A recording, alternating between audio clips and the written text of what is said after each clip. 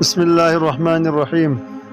حضرت ابن عباس رضی اللہ تعالیٰ عنہ سے روایت ہے کہ رسول اللہ صلی اللہ علیہ وسلم کے سامنے بنی اسرائیل کے ایک شخص کا ذکر کیا گیا جو اللہ کے راستے میں 1000 مہینہ اپنے کندھے پر ہتھیار اٹھائے پھرا کرتا تھا۔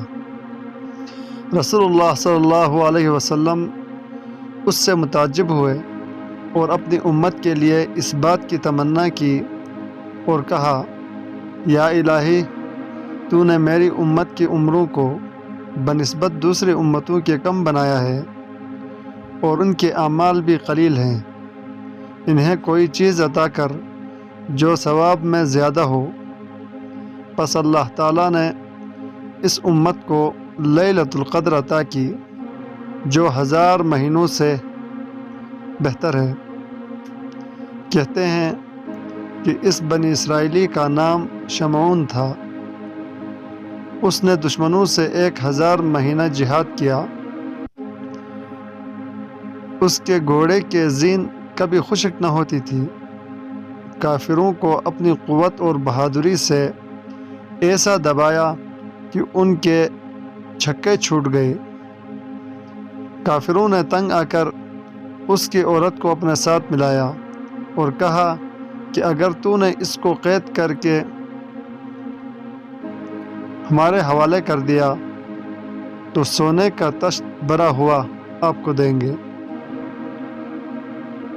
ہم اس کو اپنے مکان میں بند کر دیں گے اور اس کی تکلیف سے نجات پائیں گے۔ جب رات کو سویا تو اس کی عورت نے اس کو کھجور کے ریشوں سے باندھ لیا۔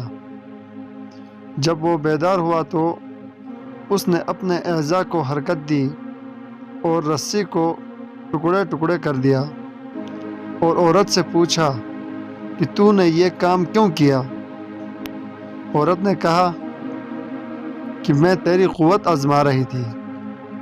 جب کفار کو اس معاملہ کی خبر ہوئی تو انہوں نے زنجیر بھیج دی، پھر اس نے زنجیر سے جکڑ دیا،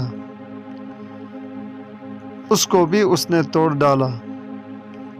اب شیطان کفار کے پاس گیا اور جا کر سمجھایا کہ عورت اس سے دریافت کرے کہ وہ کس چیز کو نہیں توڑ سکتا۔ عورت نے دریافت کیا تو شمعون نے کہا کہ اگر میں اپنی زلفوں سے باندھا جاؤں تو ان کو نہیں توڑ سکوں گا۔ اس کی 8 لمبی لمبی زلفیں تھیں جو زمین پر پڑتی تھی۔ جب وہ سویا تو عورت نے اس کے دونوں پاؤں 4 زلفوں سے جکڑ دیے اور 4 زلفوں سے اس کے ہاتھوں کو باندھ دیا۔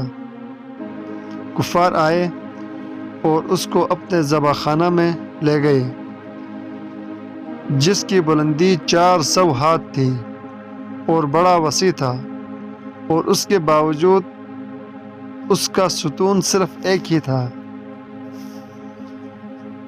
اس کے دونوں کان اور دونوں لب کاٹ دیے اور سب کفار اس کے پاس جمع ہو گئے۔ اس وقت اس نے اللہ تعالیٰ سے دعا مانگی کہ یا الہی، مجھے طاقت دے کہ اپنے بندش کھولوں اور اس عمارت کے ستون کو ہلا کر پوری عمارت کو ان پر گرا دوں اور ان سے بچ جاؤں۔ اللہ تعالیٰ نے اس کو طاقت دی، انہوں نے اپنے آپ کو حرکت دی، اس کی بندش کھل گئی۔ پھر اس نے ستون ہلایا، عمارت کی چھت ان پر گر پڑی، وہ سب ہلاک ہو گئے اور آپ بچ گیا۔ جب اصحاب رسول صلی اللہ علیہ وسلم نے یہ خبر سنی تو کہا، یا رسول اللہ، کیا ہم بھی اس کا ثواب حاصل کر سکتے ہیں؟ فرمایا، میں نہیں جانتا۔ پھر اللہ تعالیٰ سے سوال کیا۔ اللہ تعالیٰ نے لیلۃ القدر عنایت کی۔ حضرت انس رضی اللہ تعالیٰ عنہ سے روایت ہے کہ رسول اللہ صلی اللہ علیہ وسلم نے فرمایا، جب لیلۃ القدر ہوتی ہے تو جبرائیل علیہ السلام فرشتوں کی جماعت کے ساتھ اترتے ہیں۔ وہ فرشتے اس بندے پر سلام بھیجتے ہیں اور رحمت چاہتے ہیں جو اس رات کو اللہ کے ذکر میں کھڑا ہوا ہوتا ہے یا بیٹھا ہوتا ہے۔ حضرت ابو ہریرہ رضی اللہ تعالیٰ عنہ کا قول ہے کہ لیلۃ القدر کو سنگریزوں سے زیادہ فرشتے زمین پر اترتے ہیں اور آسمان کے دروازے کھل جاتے ہیں اور روشنی پھیل جاتی ہے اور ایک بڑی تجلی ظاہر ہوتی ہے، اور انسانوں اور فرشتوں کو اس رات میں مختلف مدارج سے کشف حاصل ہوتا ہے۔ بعض پر تو زمین و آسمان کے حالات منکشف ہو جاتے ہیں اور آسمانوں کے پردے اس کے سامنے سے ہٹ جاتے ہیں، پھر وہ اس میں فرشتوں کو ان کی اصلی صورتوں پر دیکھتا ہے کہ کوئی قیام کر رہا ہے، کوئی قعدہ کر رہا ہے، کوئی رکوع کر رہا ہے، کوئی سجدے میں پڑا ہے، کوئی ذکر و شکر میں مشغول ہے، کوئی تسبیح و تحلیل میں ہے۔ بعض پر جنت منکشف ہو جاتی ہے، پس وہ اس کے مکانوں، محلوں، حوروں، نہروں، درختوں، پھلوں کو دیکھتا ہے اور عرش رحمان کا مشاہدہ کرتا ہے، اور انبیاء و اولیاء و شہداء و صلحاء کے مراتب و مدارج کا معائنہ کرتا ہے، نیز جہنم اور اس کے درجات اور منازل کفار وغیرہ کی حالت کو دیکھتا ہے۔ بعض پر اللہ تعالیٰ کے جمال کا پردہ کھل جاتا ہے اور وہ اس کے سوا کسی غیر کو نہیں دیکھتا۔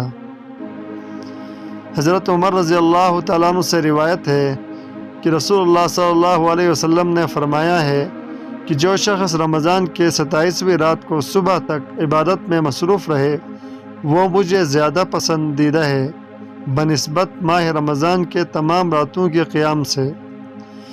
حضرت فاطمہ رضی اللہ تعالیٰ عنہا نے پوچھا، ابا جان، کمزور برت اور عورتیں جو ساری رات کے قیام پر قادر نہ ہوں وہ کیا کریں؟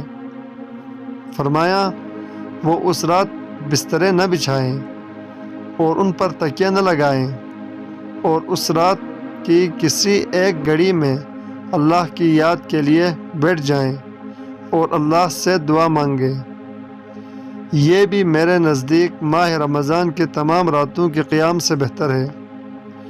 حضرت عائشہ صدیقہ رضی اللہ تعالیٰ عنہا سے روایت ہے کہ رسول اللہ صلی اللہ علیہ وسلم نے فرمایا، جس نے لیلۃ القدر کو زندہ رکھا اور اس میں 2 رکعتیں ادا کی اور استغفار کیا، اللہ تعالیٰ اس پر مغفرت کے دروازے کھولتے ہیں اور رحمت میں غوطہ لگاتا ہے، اور حضرت جبرائیل علیہ السلام اس کو اپنے بازوں سے چھوتے ہیں۔